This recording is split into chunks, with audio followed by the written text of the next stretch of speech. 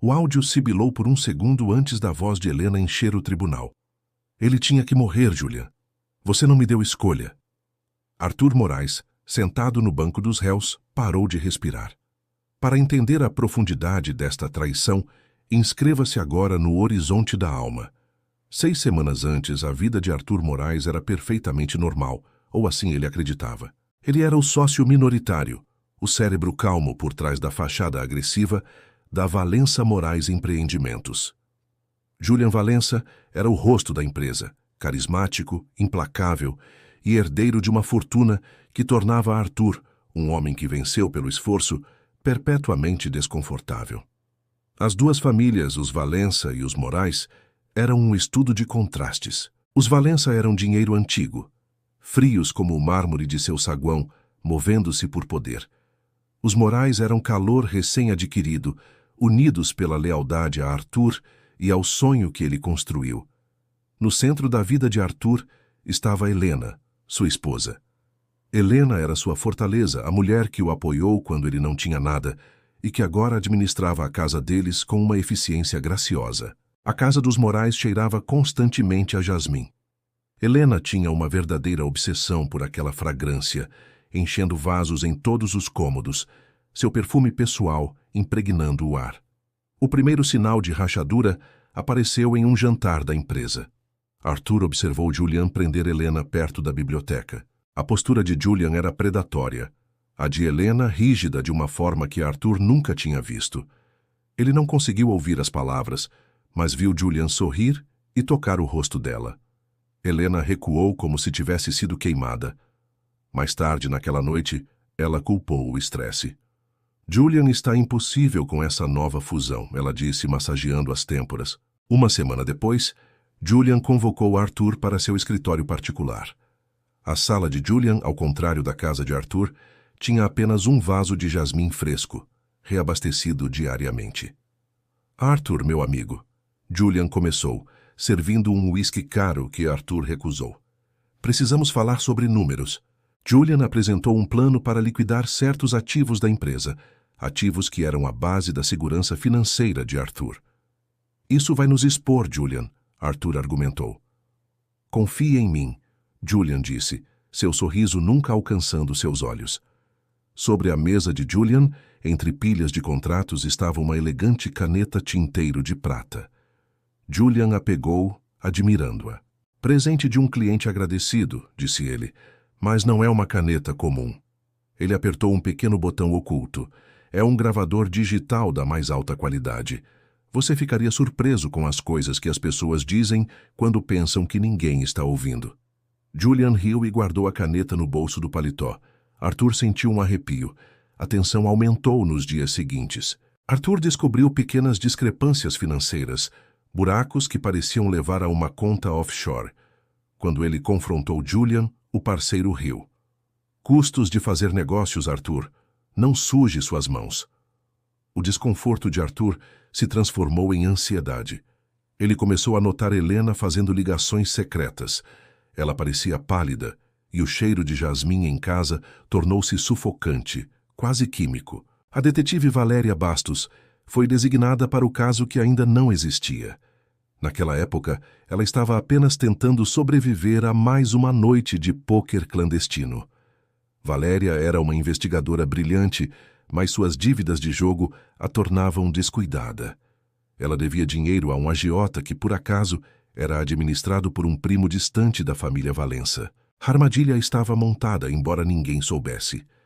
Na noite de terça-feira, Arthur recebeu uma mensagem de pânico de Julian. Venha ao escritório. Agora, sozinho. É sobre a Helena.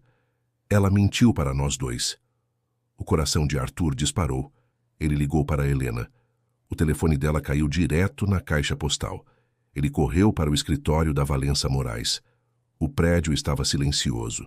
Matias, o guarda noturno idoso, cochilava em sua cadeira na recepção. Matias tinha uma visão terrível e confiava mais no nariz do que nos olhos. Arthur não o acordou, usando sua própria chave de acesso para subir. A porta do escritório de Julian estava entreaberta.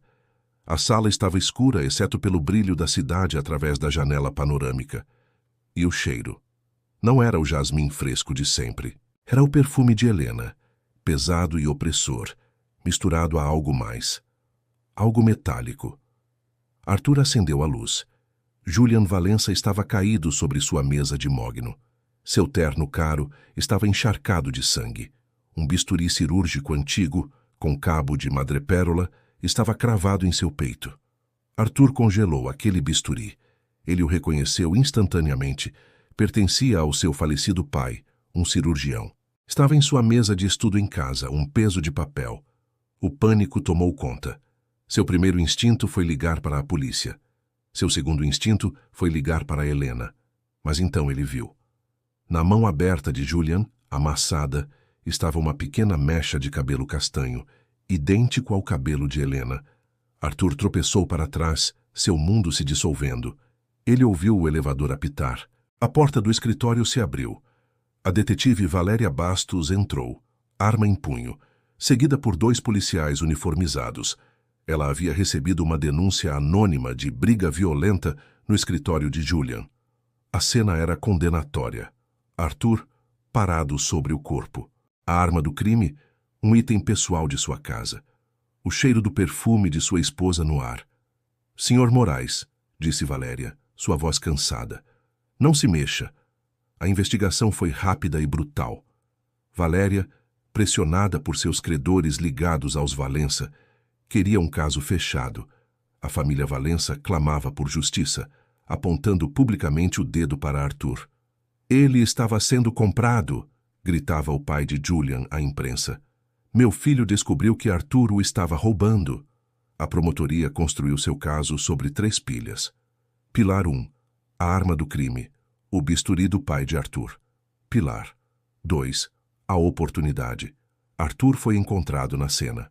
Pilar 3. O motivo. A promotoria descobriu as transferências financeiras que Julian estava fazendo. Eles as pintaram não como chantagem, mas como Arthur extorquindo seu parceiro. Helena desempenhou o papel da esposa devastada e leal. Ele não faria isso, ela chorou em depoimento. Mas ele estava tão estressado ultimamente, não era ele mesmo. Sua performance foi impecável. Ela forneceu a Arthur um álibi quebrado. Ele disse que ia dar uma volta para esfriar a cabeça. Ela testemunhou. "Eu não sei onde ele foi." Arthur, em choque, mal conseguia formular frases coerentes. Ele sabia que Helena estava lá. O perfume, o cabelo. Mas acusá-la, dizer à polícia que sua esposa era a assassina? A falha trágica de Arthur era sua fé cega no santuário de sua família. Ele preferia afundar a acreditar que Helena o havia traído. Ele permaneceu em silêncio sobre suas suspeitas.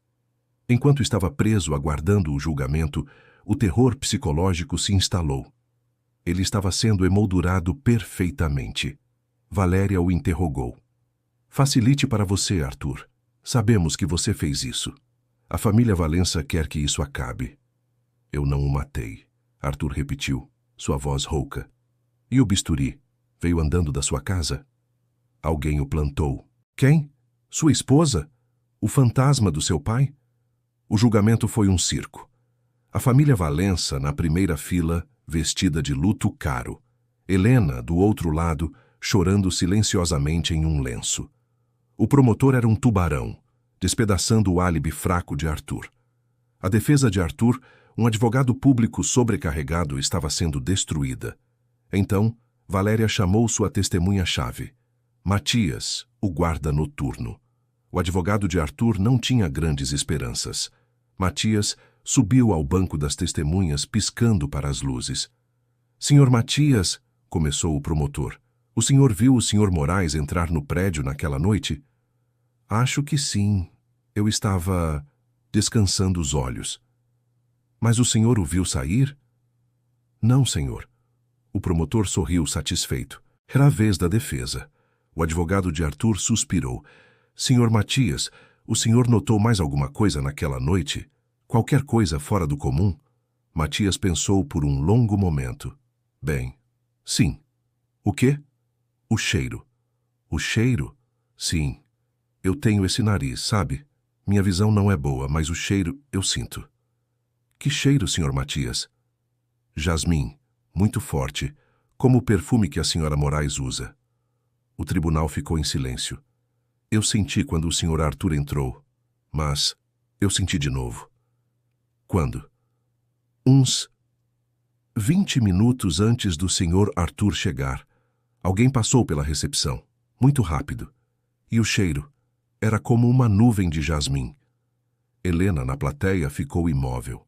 O promotor objetou. Irrelevante. A sala da vítima cheirava a jasmim. Deferido, disse o juiz. Mas a semente estava plantada. Naquela noite, na prisão, Arthur não conseguia dormir. O cheiro, o bisturi, o álibi quebrado. E então, ele lembrou. A caneta tinteiro de prata. É um gravador digital. Você ficaria surpreso com as coisas que as pessoas dizem quando pensam que ninguém está ouvindo. Julian estava sendo ameaçado. Julian estava gravando tudo. Arthur chamou seu advogado em pânico na manhã seguinte. A caneta tinteiro de prata na mesa dele. Arthur, a polícia vasculhou tudo. Não é uma caneta, é um gravador.